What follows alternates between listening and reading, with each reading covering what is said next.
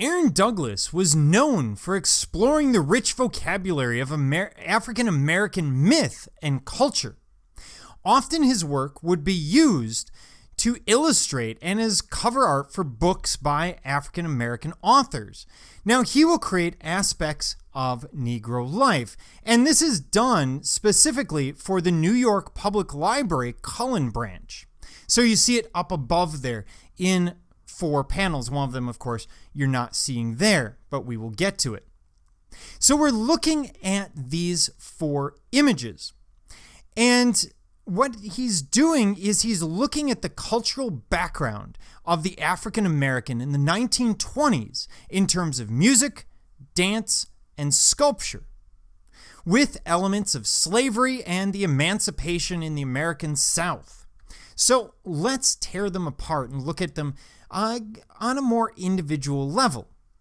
Here we see an image, and so frequently in Douglas's images, what we see at first is very promising, very uplifting. Here we see a man talking about a city on a hill, usually referring to heaven or a promised land. We see people playing music, dancing, having a good time. And then as you look back into the shadows, you see what is clearly horsemen, members of the KKK, coming in and destroying all of this. This is a constant threat in the 1920s to the African American community, that elements of the white community would come in and hold them down, oppress them in so many different ways, not always as obviously as the Ku Klux Klan, but of course we do see it on a regular basis.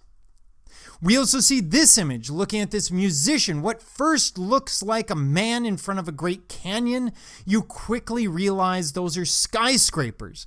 And this is a man moving up in life. But again, while we see the positive, this idea that he's going to find his salvation through music, we know that that's not going to happen. We have the Statue of Liberty in the background. We have the great skyscrapers giving us the sense of success that he's looking for.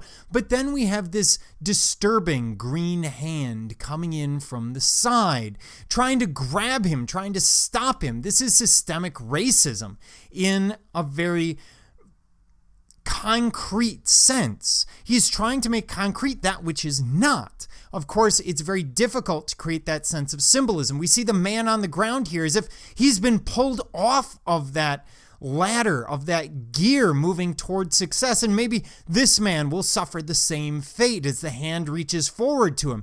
Another man behind him, a businessman from all appearances, appears to be moving on that gear as well. You can imagine the gear moving back against him, and we have a hand again reaching out. This idea of these people trying to escape hell to find their promised land. Here we get the sense of dance, and dance being an integral part of the African experience in so many of those African cultures, something that isn't always as broadly accepted when they come over to the United States, or as they develop, as their culture develops in the United States following the Civil War and the emancipation of the slaves. Finally, we have this image. Again, we have a sense of music, dance, culture. It's uplifting. The light seems to be on the musicians, on a celebration, on people working industriously to find sort of their way in the world. It's very positive until you notice the feet and the mourners. This is a lynching that has taken place, a lynch mob, of course, famously named after a Judge Lynch, that would release people, and then the understanding was the community would take care of the quote-unquote problem. And of course, this is extrajudicial justice, and this man has been hung. We don't know his crime, we don't know what's happened, but we see him tied up into the tree with the mourners surrounding him, and yet it's hidden. And Douglas does this intentionally because to him, this is the American experience, hiding the pains and the difficulties of the African American group within the United States. Your average American citizen doesn't really want to talk about the issues of lynching and the Ku Klux Klan and systemic racism. So Douglas puts them in there as reminders of what's going on. It's in part celebration of African American culture and in part reminder of what they're going through, of their very existence at the time. And that makes these pieces incredibly powerful.